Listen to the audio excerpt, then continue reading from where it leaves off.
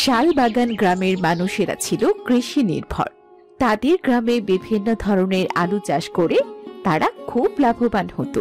কিন্তু গত কয়েক বছর ধরে গ্রামে আলুর ফলনই হচ্ছিল না। প্রথমবার ফলন কম হওয়ায় কৃষকেরা ভেবেছিল পরের বার হয়তো ভালো ফলন হবে, কিন্তু পরের বার হলো আরো খারাপ অবস্থা। কি হবে এইবার?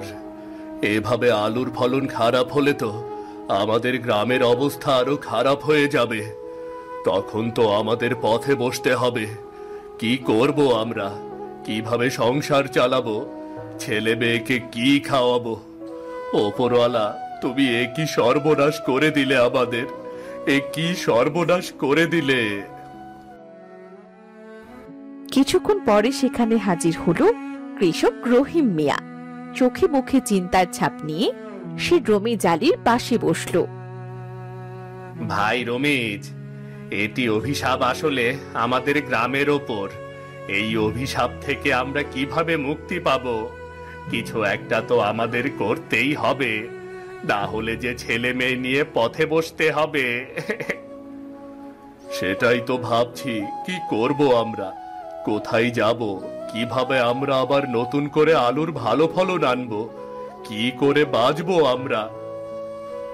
আমি বলি কি রমিজ ভাই, গ্রামের সব কৃষকদের নিয়ে একটা আলোচনার ব্যবস্থা করলে কেমন হয়? যদি এই অভিশাপ থেকে বাঁচার কোনো রাস্তা পাওয়া যায়। হ্যাঁ, তুমি ঠিকই বলেছ। তবে কালই একটা আলোচনার ব্যবস্থা করা যাক, দেখি যদি কোনো উপায় পাওয়া যায়। ঠিক আছে, তাহলে আজ উঠি।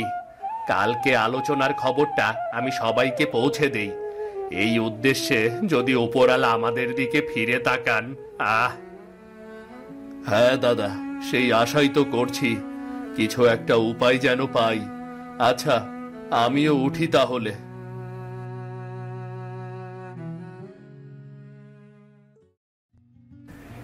একটি বিশেষ ঘোষণা, একটি বিশেষ ঘোষণা। গ্রামের সকলের অবগতির জন্য জানানো যাচ্ছে যে আগামীকাল সকাল 10 ঘটিকায় রমিজ আলীর আলুর ফসলের ক্ষেতের সামনে নতুন আলুর ফলন নিয়ে একটি আলোচনা সভার আয়োজন করা হয়েছে। উক্ত আলোচনা সভায় গ্রামের সকলের উপস্থিত থাকার জন্য অনুরোধ করা হলো। সবাইকে উপস্থিত থাকার জন্য অনুরোধ করা হলো। হায় সৃষ্টিকর্তা, তুমি আমাগোর ওপর থেকে এই অভিশাপ তুইলা নাও। আমরা যে আর পারতাছি না। এবার আলোচনায় কিছু একটা উপায় ঠিক হবে, তুমি এত চিন্তা করো না। সন্ধে গড়িয়ে রাত নেমে এলো। রমিজ আলী বাড়ির উঠোনে বসে আকাশের দিকে তাকিয়ে আছে।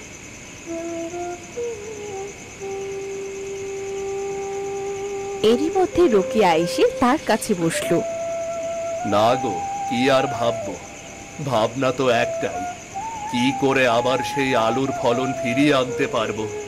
কতই না সুন্দর ছিল আমাদের আগের সেই দিনগুলো।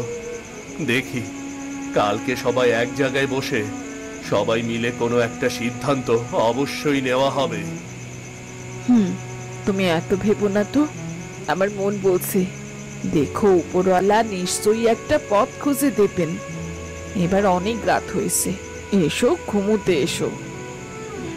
হ্যাঁ চলো শুয়ে পড়ি, কাল আবার সকাল সকাল উঠতে হবে।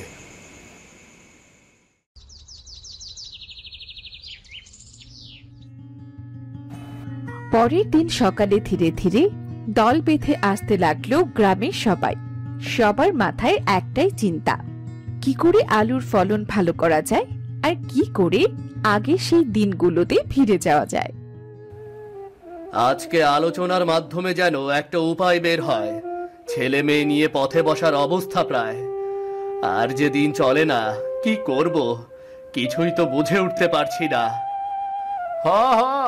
চিন্তা তো এখন একটাই, ওপরওয়ালা যেন আমাকে সহায়ন, গ্রামবাসীরা যেন সবাই এই কষ্ট থেকে মুক্তি লাভ করতে পারে।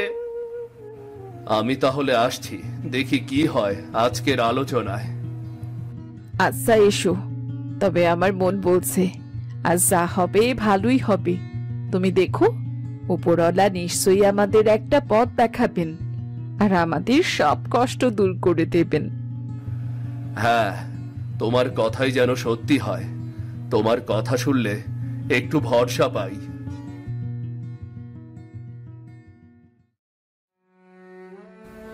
গ্রামের সবাই একত্রিত হলো রমিজ আলীর ফসলের মাঠের সামনে। সবার চোখে মুখে চিন্তার ছাপ। এরই মধ্যে রহমান মিয়া বলে উঠল, আপনারা সবাই কি জানেন আমরা সবাই এখানে কেন উপস্থিত হয়েছি? গত কয়েক বছর ধরে আমাদের গ্রামে আলুর ফলন ভালো হচ্ছে না। এ নিয়ে আমাদের বড় বিপাকে পড়তে হয়েছে। এভাবে চলতে থাকলে আমরা না খেয়ে মরে যাব। তাই আপনারা সবাই ভাবুন, সবাই মিলে আজ একটা সিদ্ধান্তে আসতে হবে কিভাবে আমরা আলুর ফলন ভালো করতে পারি। ঠিক ঠিক, আজ একটা উপায় বাইর করতেই হইব। কি কও সবাই? ঠিক কথা, ঠিক কথা, একদম ঠিক কথা। এভাবেই সবাই মিলে একে অপরের সাথে আলোচনা করতে লাগলো এবং ভাবতে লাগলো কি করে আলুর ফলন ভালো করা যায়। এরই মধ্যে একজন বলে উঠল, যদি আপনারা অনুমতি দেন তাহলে আমি একটা কথা বলতে চাই। না না না না, ও ছোট মানুষ, গুরুজনদের মাঝে কি কথা বলবে? এই ছেলে, তুমি চুপ করে বসো। গুরুজনদের মাঝে কথা বলতে হয় না, এটুকু শিক্ষা নেই নাকি তোমার? ছোট বলে কি আমার আপনাদের মাঝে কথা বলার অনুমতি নেই নাকি? হ্যাঁ বাবা, অবশ্যই আছে। তাছাড়া তুমি তো আমাদের গ্রামেরই ছেলে। তোমার মাথায় যদি কোনো বুদ্ধি এসে থাকে তাহলে নির্দ্বিধায় আমাদের সাথে বলতে পারো। হ্যাঁ, আমি শুনেছি সুমন নাকি শহরের বড় কলেজে পড়াশোনা করে। ওর কথা আমাদের শোনা উচিত। হাতেম কাকা, তোমার সুমনের সাথে এমন ব্যবহার করা একদমই ঠিক হয়নি। ছোট হলেও ও একজন মানুষ, আর আমাদের গ্রামেরই ছেলেও। ঠিক ঠিক ঠিক কথা। হয়েছে হয়েছে, ঠিক আছে। তুই বল বাপু, কি বলতে চাস তুই? আমাদের গ্রামে তো বহুদিন ধরে এই সমস্যাটা চলছে। সবাই অনেক চেষ্টা করেও এই সমস্যার সমাধান হচ্ছে না। তাই আমার মনে হয় আমাদের একবার কৃষি গবেষকের সাথে কথা বলা উচিত। উনি নিশ্চয়ই এর একটা সমাধান দিতে পারে। ঠিক ঠিক, সুমন একদম ঠিক কথা কইছে। কিন্তু বাবা সুমন, আমরা এই কৃষি গবেষকের দেখা কোথায় পাবো? কিভাবে তার সাথে এই বিষয়ে কথা বলবো? কাকা, শহরে আমার খোঁজে ভালো একজন কৃষি গবেষক আছেন। আপনি চাইলে আমার সাথে তার কাছে যেতে পারেন এবং এই বিষয়ে কথা বলতে পারেন। ঠিক আছে, তবে তাই হোক।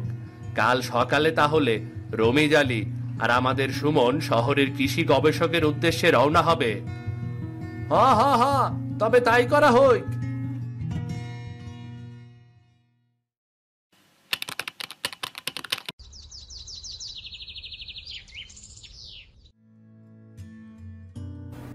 পরের দিন সকাল হতেই রমিজ আলী ও সুমন শহরের উদ্দেশ্যে রওনা দিল। হ্যাঁ বলুন, আমি আপনাদের কিভাবে সাহায্য করতে পারি? স্যার, আমরা শালবাগান গ্রাম থেকে এসেছি।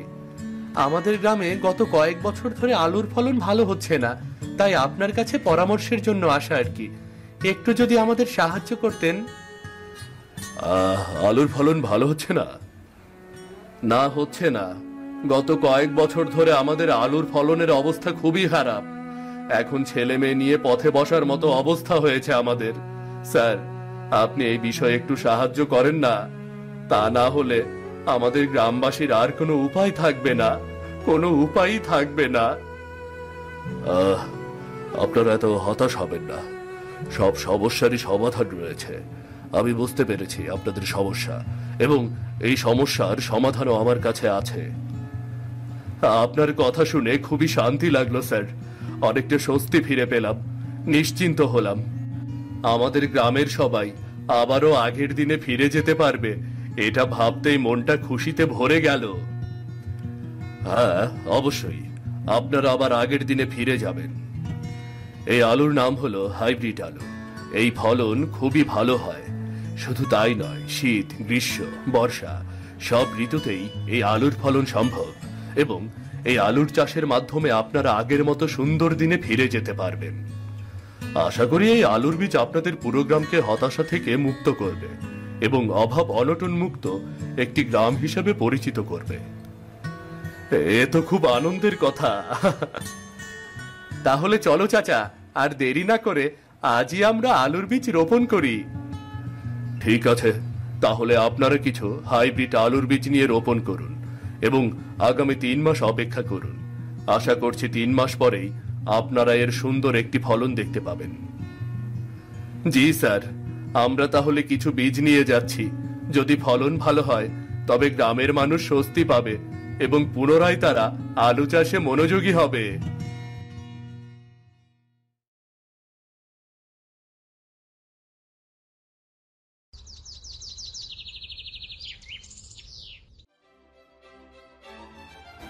রমিজ আলী ও সুমন গ্রামে ফেরার পরে গ্রামের সব কৃষকেরা আবারও এক জায়গায় উপস্থিত হলেন। কিন্তু এবার হলো আরেক সমস্যা। গ্রামের কেউই রমিজ আলী ও সুমনের কথা বিশ্বাস করল না। গত 2 বছর এত আলু চাষ করলাম, কিন্তু কোনো উন্নতি পেলাম না। আর শহরের এক সাহেব কি করে এত নিশ্চয়তা দিল? এইটা কেমনে সম্ভব? তোমরা তো দেখছি মরার আগে ভূত হয়ে যাচ্ছ। আগে এটা চাষ করে দেখবো নাকি? ঠিক বলছো রমিজ আলী, 3 মাসের মধ্যে এত ভালো ফলন কি করে সম্ভব? তোমার মাথা খারাপ হয়ে গেল নাকি? আমি ভুল করেছি এই বাচ্চা ছেলেটার সাথে তোমাকে শহরে পাঠিয়ে। আমি তো আগেই বলেছিলাম, তোমরা তো সবাই তখন আমাকে কথা শোনালে। আমি কি এমনি এমনি বুড়ো হয়েছি? এই বাচ্চা ছেলের কথা শুনে অযথাই শহরে গেলে। এখন কি সব বলছে এসে? সারা বছর এই আলুর ফলন হয়। তোমরা ভুল ভাবছ। এমনও তো হতে পারে যে এই আলুর বীজ আমাদের নতুন ভাবে বাঁচাবে। আমরা তো অনেক আলুর চাষই করলাম, কিন্তু এই আলু কখনো চাষ করেননি তো। এটা নতুন হাইব্রিড আলু। একবার চাষ করে দেখুন না কেমন হয়। হয়েছে হয়েছে, তুমি চুপ করো। বুঝতে পেরেছি আমাদের আর আগের দিন কখনোই ফিরবে না। আমি এসবের মধ্যে নেই। তোমরা যা খুশি করো করো। হ হ, এই সব কথা না শুই না, আমরা বরং অন্যভাবে চেষ্টা করি, দেখি কি হয়। ধীরে ধীরে সবাই সেখান থেকে চলে গেল। থেকে গেল শুধু রমিজ আলী ও সুমন। রমিজ আলী ভেঙে পড়ল, তার মন খারাপ হয়ে গেল। এক সময় গ্রামের সবাই আমার কথা শুনতো, আজ সবাই আমার কথা অবিশ্বাস করে চলে গেল। চাচা, আপনি ভেঙে পড়বেন না। গ্রামের কেউ আপনার সাথে না থাকলেও আমি আপনার পাশে আছি। আমি আর আপনি মিলে এই আলুর বীজ রোপণ করব। আমার মন বলছে আমরা এবার লাভবান হবই হব। হ্যাঁ রে বাবা, আমারও তাই মনে হয়। তোর কথাই ভরসা। তোর কথাই ভরসা করে তো শহরে গেলাম রে, কিন্তু দেখ গ্রামের সবাই আজ আমার বিপক্ষে চলে গেল। দেখেছিস? আপনি ভাববেন না চাচা, দেখবেন গ্রামের সবাই আবার ঠিক আপনার কাছে আসবে, আপনার সাথে ভালো ব্যবহার করবে। তাই যেন হয় রে বাবা, তাই যেন হয়। তাহলে কাল থেকে আমরা এই নতুন হাইব্রিড আলুর বীজ রোপণ করা শুরু করে দেই। ঠিক আছে বাবা, ঠিক আছে।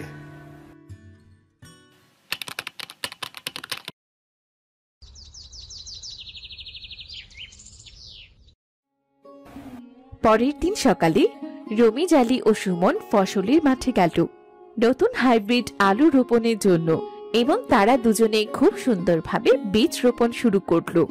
তাদের এই কাজ দেখে গ্রামের অন্য কৃষকেরাও হাসাহাসি করতে লাগলো। তারা একে অপরকে বলতে লাগলো,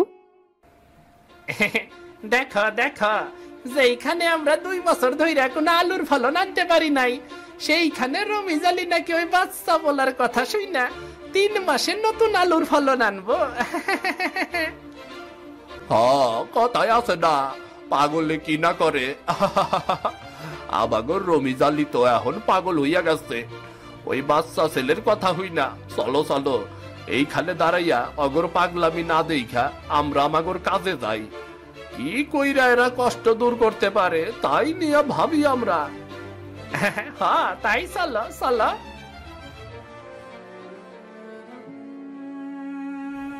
এভাবে বিভিন্ন জায়গায় বসে গ্রামের সকলে রমিজালিকে নিয়ে হাসাহাসি করতে লাগলো। এতে রমিজালির একটু কষ্ট লাগছিল, তার খারাপও লেগেছিল, কিন্তু তার ভরসা হিসেবে তার পাশে ছিল সুমন ও রমিজালির স্ত্রী রোকেয়া।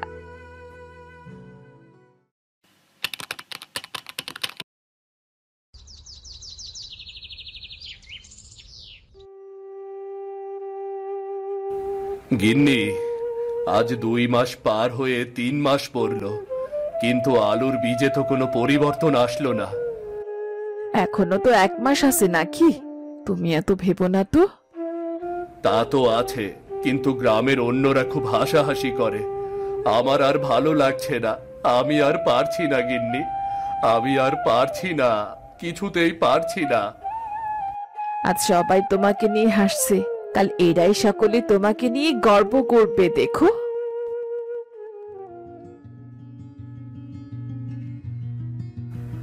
আপনি এত ভাববেন না কাকা, আর কিছুদিন অপেক্ষা করেন, দেখবেন আমাদের আলুর ফলন কত ভালো হয়।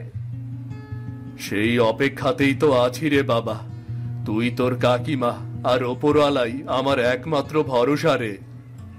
হ্যাঁ গো, এত মন খারাপ করে বসে থাকলে হয় নাকি? 2 মাস তো হয়েই গেল, আর 1 মাসই তো, দেখো না কি হয়। আমার মন বলছে নিশ্চয়ই এবার আমাদের নতুন হাইব্রিড আলুর চাষ খুব ভালো হবে। আমারও তো তাই মনে হয়। তোমাদের কথা যেন সত্যি হয়।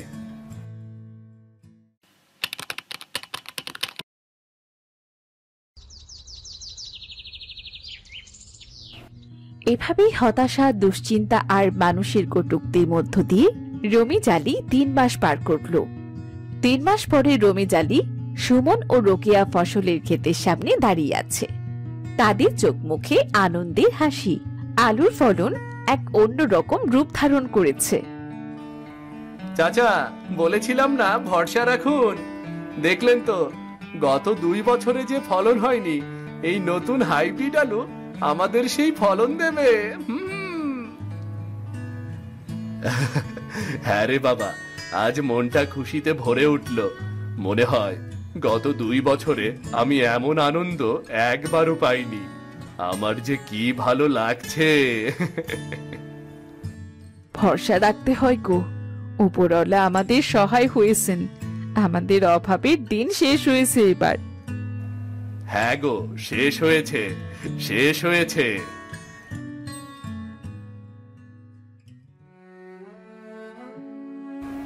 ভাই, শুনলাম রমিজালির নতুন হাইব্রিড আলুর ফলন নাকি খুব ভালো হয়েছে। হ্যাঁ হ্যাঁ, তাই তো শুনলাম। আমি বলি কি, আমরা হক বলে রমিজালির কাছে যাই, আর রমিজালি যে আলু চাষ করছে সেই আলুর চাষ করি। এতে আমাগর গ্রামে হয়তো আগের দিন ফিরে পাবো। হ্যাঁ হ্যাঁ, তাই চলো আমরা সবাই রমিজালির কাছেই যাই। কোন মুখেই বা জামু? তা করতে কত উপহাস করছি আমরা। সত্যি আমাগর ভুল হইছে, কিন্তু করার তো কিছুই নাই। আগে চলো আমরা তাগর কাছে গিয়া দেখি।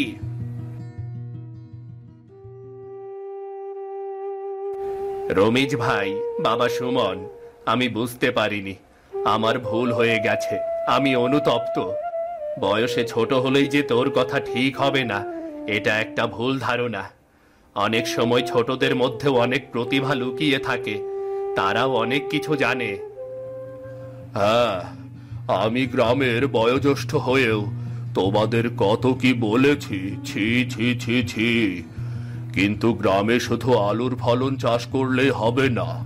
সুমনের মতো শিক্ষিত ছেলে আর ওই কৃষি গবেষক রীতিশ বাবুর মতো করে আমাদের ছেলে মেয়েদের বড় করতে হবে, যাতে গ্রামে কোনো সমস্যা হলে তারা সমাধান করতে পারে। হ্যাঁ হ্যাঁ, ঠিক ঠিক। আজ থেকে আবারও আমাদের আনন্দের দিন শুরু। তাহলে চলো আর দেরি না করে আমরা সবাই মিলে এই নতুন হাইব্রিড আলু চাষ করি আর আমাদের সন্তানদের গড়ে তুলি শিক্ষিত জাতি হিসেবে। আর ছোট হোক বা বড় হোক, সবাইকে মত প্রকাশের সুযোগ দেব, কেমন?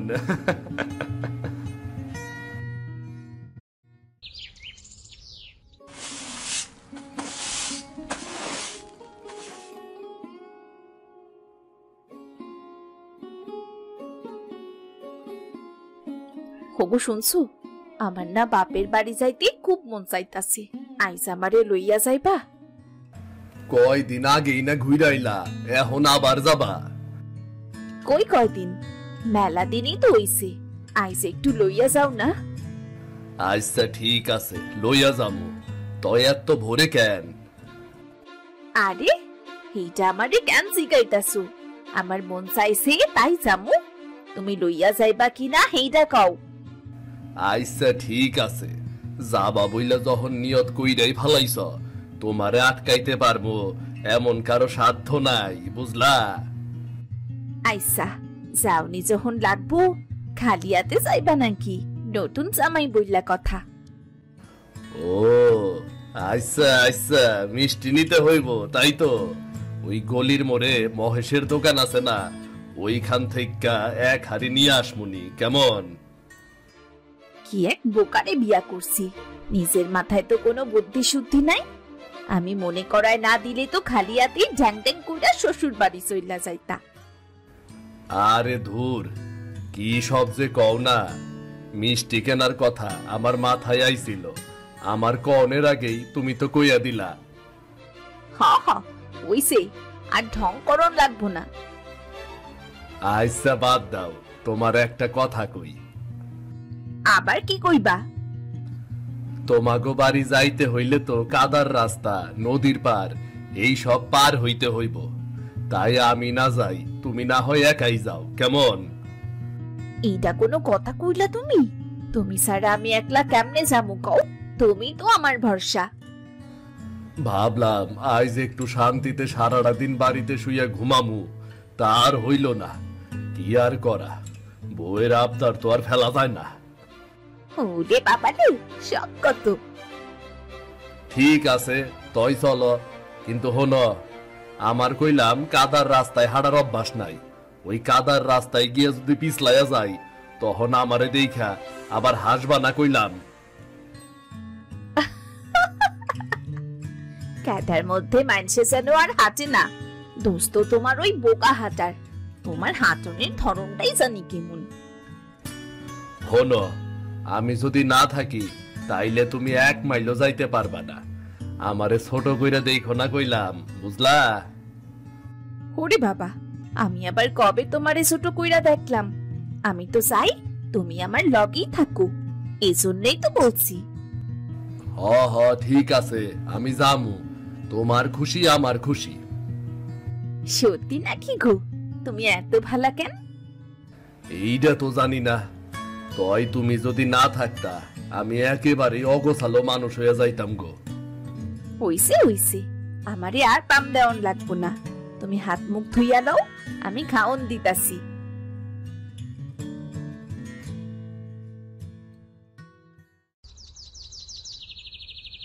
ওগো, আগে ডাল ভাত কয়টা খাও, তারপর বাজার থেকে হাড়ি ভর্তি মিষ্টি আনলে আমরা রওনা হইমু।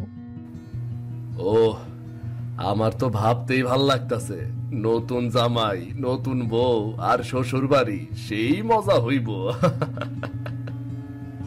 পাগল একটা।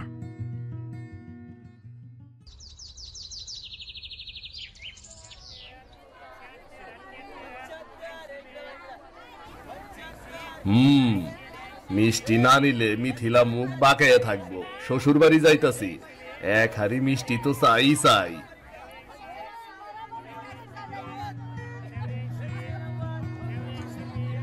আরে সিধুর আছে, কোথাও যাইতাছো নাকি?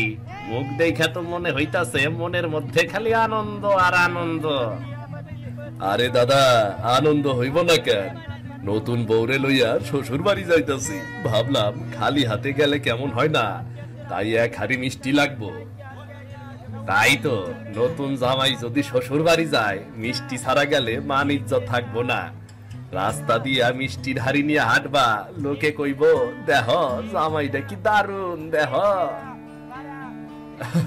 হইছে হইছে, আর পাম দিও না, মিষ্টি দাও।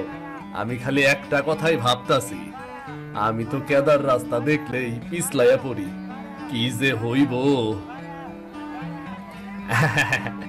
তাইলে আজকেও কেদার রাস্তায় আচার খাইবা জামাই মশাই? আরে ধুর, অমন কথা কইও না দাদা। মোর মিষ্টির হাড়ি যদি কাদায় ডুইবা যায়, মিথিলা আমারে আর ঘরে ঢুকবার দিব না।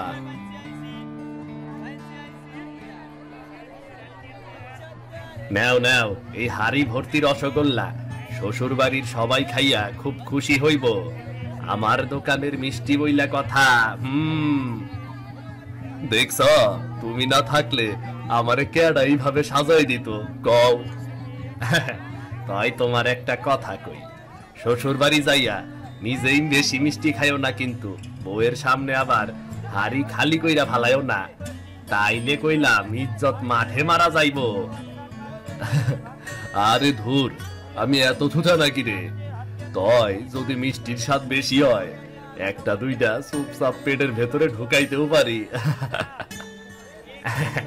এর লাগাই তো কইলাম, আমি তো তোমারে চিনি মিয়া।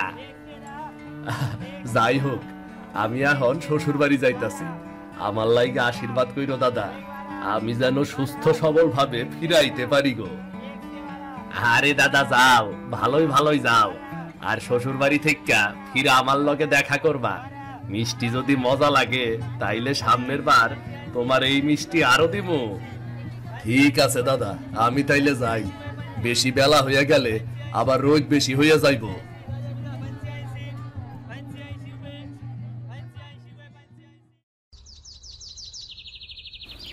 ও গিন্নি, ধীরে ধীরে হাইটো কইলাম, রাস্তা খুবই পিছলা। আমার পা যদি একবার পিছলায়, মিষ্টির হাড়ি গইরা ভেজা কাদায় পড়বো গো। আরে এত ভয় পাও কেন? একটু কাদা লাগলে কি আকাশ ভাঙ্গা পারবো নাকি? হায় রে কপাল, এইটা কি হইল? মিষ্টি ঠিক আছে তো, হাড়ি কি ভাঙলো নাকি? এখন এই কাদা লইয়া আমার বাপের বাড়ি কেমনে যাইবা? জামাইয়ের এই দশা হইলে লোকে তো হাসা পাগল হইয়া যাইবো। আরে ধুর, থামো তো, এত হাসির কি আছে? আমার আগে উঠাও, তারপর হাইসো। আরে দাঁড়াও দাঁড়াও, আগে মন ভইরা একটু হাসা লই।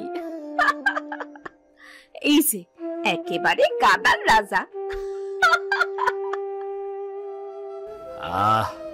বাসলাম, আমার যা হয় হোক, হাড়ি তো বাসছে, না হইলে তো শ্বশুর বাড়ি খালি হাতেই যাওয়ার লাগতো। হাড়ি তো বাজছে, কিন্তু তুমি যে কাদায় পুরো মাখামাখি হইয়া গেছো, এখন এখন কি করবা? কি আর করমু, এমনি যাইতে হইব, উপায় তো নাই। জামাই হইয়া কাদা মাখা শরীরে শ্বশুর বাড়ি ঢুকলে লোকে কি কইব? লোকে কইব, দেখো দেখো আমাগো জামাই কত সহজ সরল, কাদা মাখা হইয়াও বৃষ্টি বাজাইয়া আনছে। এইবার বউরে নিয়া শ্বশুর বাড়ি যাওয়া মানে তো দেখতেছি যুদ্ধ করা। পথের কেদা, মানুষের হাসাহাসি, এই সব সহ্য করতে হইব, আর ভাল লাগে না। আরে ধুর, এত চিন্তা কইরো না তো, এসব মজাই তো জীবনের আসল কাহিনী, পরে এসব মনে কইরাই হাসবা।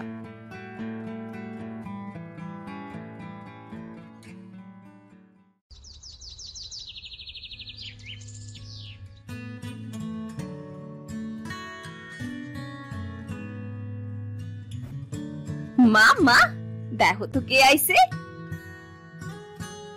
আরে সিধু, তুমি? তোমরা যাইবা এটা আগে কইলা না কেন?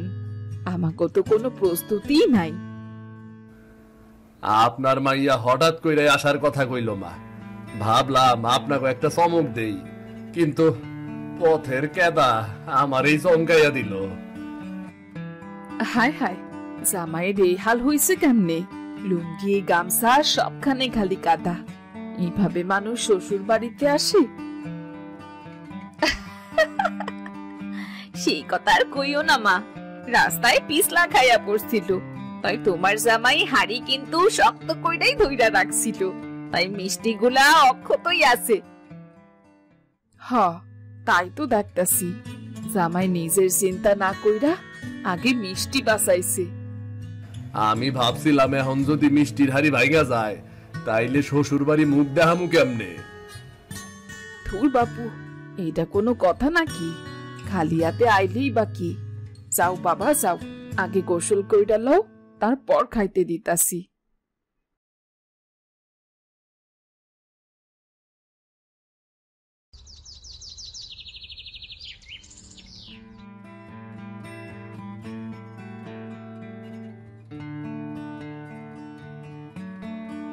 আহারে, বাড়িতে নতুন জামাই আইছে, তারে এখন আমি খাওয়ামু কি? তোর বাবা তো সেই সকালে হাটে গেছে, এখনো তো ফিরল না। বাজার কইরা আনবো কেডা? হ, এটাই তো সমস্যা হইছে, আগে জানাইলে ভালাই হতো। মা, এত ভাইবেন না, আমি খাওয়া দাওয়ার লাইগা আহি নাই, শুধু আপনাদের লগে একটু দেখা করবার আইছি। ধুর, এইটা আবার কেমনে হয়? জামাই শ্বশুর বাড়ি আইছে আর ভালা কিছু খাওন দেই নাই, মাইনছে শুনলেই কইব কি? মা, তোমার তো আর দোষ না, আমরাই তো হুট কইরা আইছি, আগে কইলে তো প্রস্তুতি ঠিকই নিতা। মা, লজ্জার কিছুই নাই, আপনি খালি ডাল দিয়ে ভাত খাইতে দিবেন, তাতেই আমার হইব। আমি খাওনের দিক দিয়ে কষ্ট করবার পারি। আরে, খালি ডাল ভাত দিয়া জামাইরে খাওয়ানো যায়? গাই লোকজন জানলে কইব কি? মা, লোকজনের কথা বাদ দাও তো, জামাই তো সোজা সরল মানুষ, ও কিছু কইব না। জানি তো, তবুও তো আমার মন মানতাছে না। বালা কিছু না খাওয়াইয়া বাড়ি পাঠাইলে শ্বশুর গো ইজ্জত থাকে কই?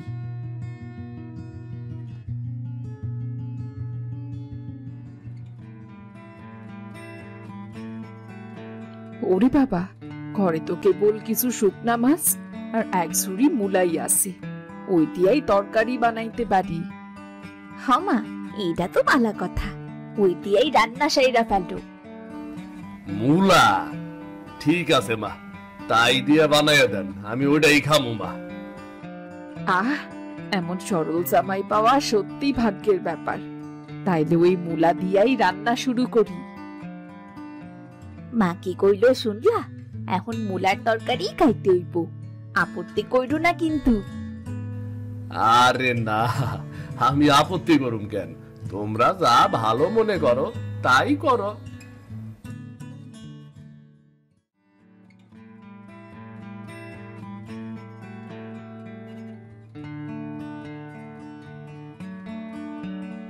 মা, আমি সাহায্য করি, মুলা কেটে দি। তা দে, তুই কুটে দে, আমি মাছ ধুয়ে মশলা বাটা শুরু করি। মা, জামাইটা যে মুলা খাইতে চায় না, এইটা আমি জানি, তো আজকা ওর কপালে মুলাই লেখা রইছে। বিয়ের পর চোখ বন্ধ কইরা অনেক কিছুই খাইতে হয়, বুঝলি? জামাই তো আর কেবল নিজের পছন্দ মতো খাইতে পারবো না, ওর তো এখন সবকিছুই খাওয়ানোর অভ্যাস করণ লাগবো। আহারে, মিষ্টির হাড়ি তো বাঁচাইলাম বটে, কিন্তু এই মুলার তরকারি থেকে কেমনে বাঁচমু? মুলার কথা ভাবলেই তো পেটের মধ্যে কেমন কেমন জানি লাগতাছে। কি যে কপালে আছে। দেখো, এখন সুন্দর ঘেরা নাইতাছে, জামাইরে দিলে তার কাছে এটা মনে হইব যেন স্বর্গের কোনো খাবার। স্বর্গের হোক আর নাই হোক, জামাই তো আর না করতে পারবো না, খাইতে তো হইবই। হাই রে পোড়া কপাল, এখন মনে হয় মুলার তরকারির লগে আমারও নতুন ইতিহাস লেখা হইব।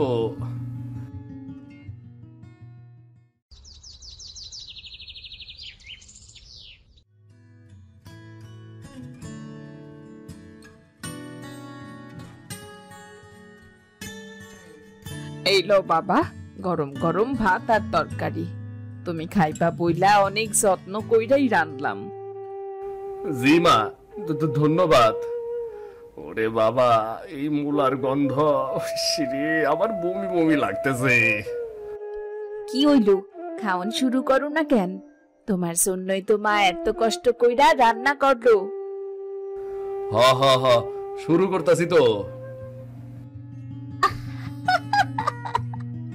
আরে জামাই বাবু, তুমি মূলা খাইতে পারো না? ওই মূলা আমারে দিলে তো আমি 2 কামড়েই শেষ কইরা ফেলতাম। কি আর কর মুরানি, শ্বশুর বাড়ির রান্না বইলে কথা, না খাইয়া তো উপায় নাই। জামাইরে কষ্ট দিলাম নাকি? ঘরে এইটা ছাড়া আর কিছুই আসিল না, তাই ঠেলায় পইরা এইটাই রান্না করতে হইল।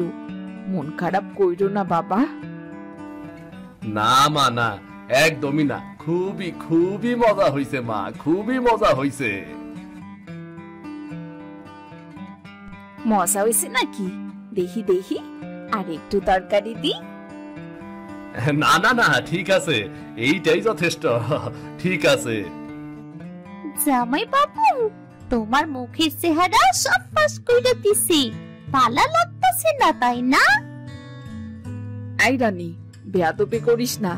জামাইয়ের সামনে এত কথা কেন কস? ঠিক আছে, আর কমু না। আসলে আমি কেবল মিষ্টির ভক্ত মানুষ, মিষ্টি ছাড়া আমার আর কিছুই ভালো লাগে না। তাই এখন যেহেতু মূলা দিয়েই দিছেন, কি আর করার, খাইতেই থাকি। আহারে, কি ভালো মন তোমার। এমন জামাই পাইয়া আমরা অনেক খুশি।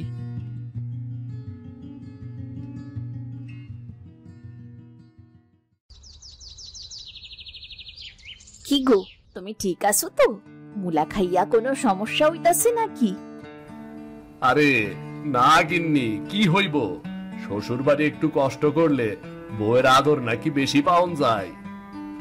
তোমার তো সারাদিন খালি ঠঙ্গে ঠঙ্গে কথা। ঘরে আসো তো, একটু শুইয়া থাকো, তাইলে শরীরটা ভালো লাগবো। কত কষ্ট কইরা আমাকে বাড়ি আইলা। হ্যাঁ, চলো চলো, আমারও ঘুম পাইতাছে, চলো।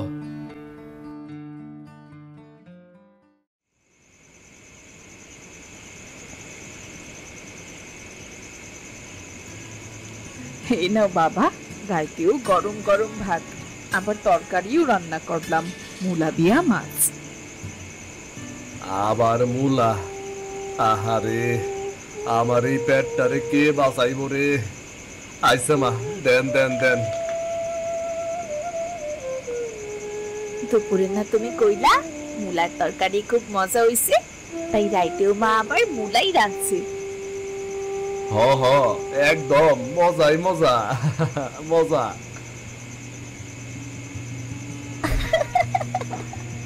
ও জামাই বাবু, মুখ সাইপা খাইতাছো কেন? গন্ধ সহ্য হইতাছে না বুঝি? না না না, কিচ্ছু না, আমি তো খাইতেই আছি।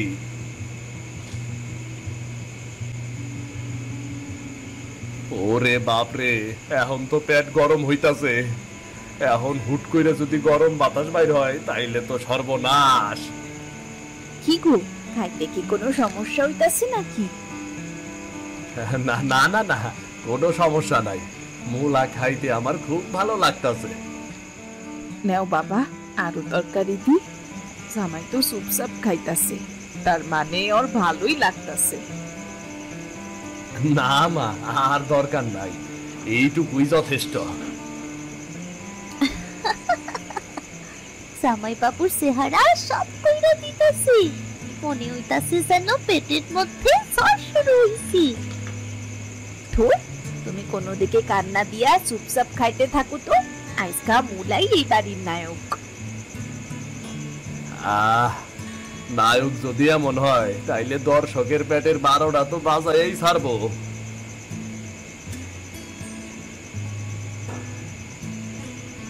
আরে কি মুসিবতে পড়লাম, সবাই আমারে লইয়া মজা লইতাছে, আর আমি বাধ্য হইয়া খাইতাছি।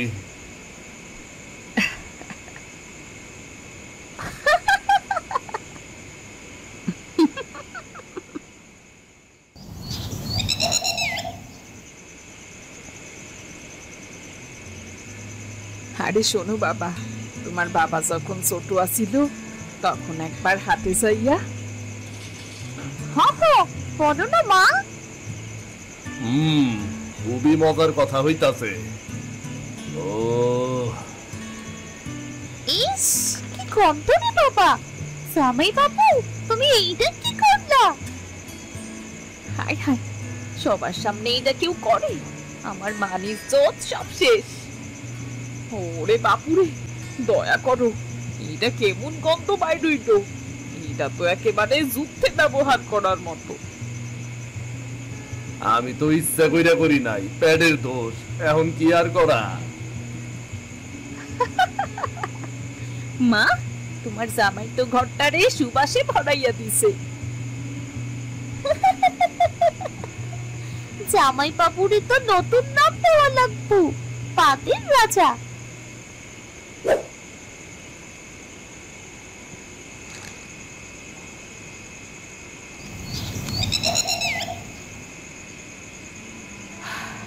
আহারে, নতুন জামাই রে মুলা খাওয়াইয়া গন্ডগোল কইরা ফেললাম। এইটা আমারই ভুল আছিল। ভুল না মা, ভুল না। তুমি তো একেবারে ইতিহাস বানাইতা। গ্রামের মানুষের যদি কাহিনী শোনাই, তাইলে তো হাসতে হাসতে সবাই মরে যাইবো। আরে কি এমন হইছে? এটা সব মানুষেরই তো হয়। তো এত চুরি হইল যে ঘর পর্যন্ত কাইপা উঠল, এটুকুই আলাদা। আমি কি আর ইচ্ছা করে এমন করছি? সবই তো ওই মুলার দোষ। আমি আগেই বুঝছিলাম প্যাডের মধ্যে গন্ডগোল হইতাছে। আরে হ, নতুন জামাই রে মুলার তরকারি দেওয়া ঠিক হয় নাই। এখন বেচারা কত কষ্টে আছে। তো এইটা ঠিক, তোমাকে জামাই ভীষণ ভদ্র, মুখে কিছু কইল না, কিন্তু শেষে আওয়াজ কইরা আমাকে সব বাইরে পুষাইয়া দিল।